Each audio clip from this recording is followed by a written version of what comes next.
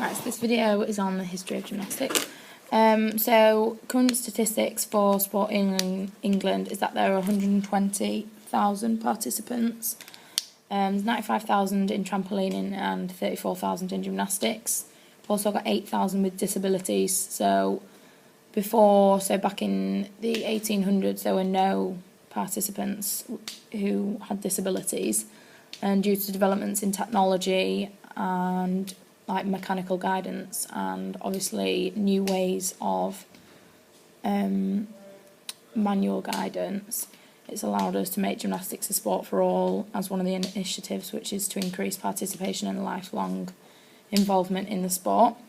An introduction to gymnastics, which was in the early Greek civilization. It was to facilitate bodily development through a series of exercises like running, jumping, sprinting, swimming, boxing, weightlifting and fighting. And physical fitness was a highly valued attribute in ancient Greece, which both men and women participated in vigorous gymnastics exercises, and they also used tumbling as entertainment.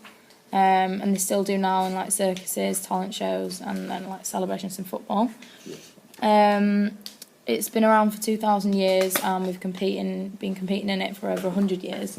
So back in 1830, gymnastics was introduced to the US and its school system by immigrants such as a guy called Charles Beck.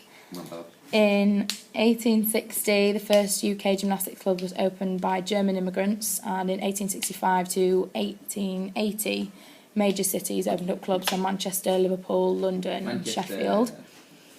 In 1881, the governing body formed the International Gymnastics Federation, which created aims to increase participation and essentially put more money into the sport.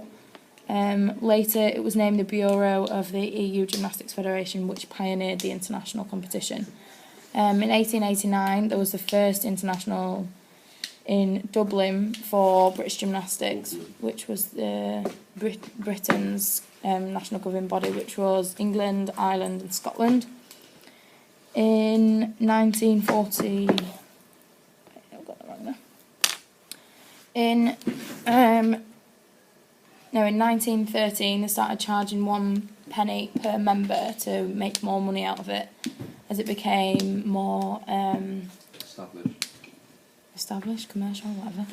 And there was, at that point in 1813, there was 6,500 members.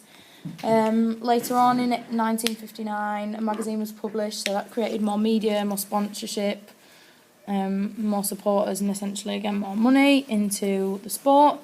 In 1996, there was 100,000 members, and they exceeded that. In 1997, BG formed, and they had their 3 aims: to maintain participation, increase participation, and increase participation at elite level. And then in 1998, there came in... Shut up.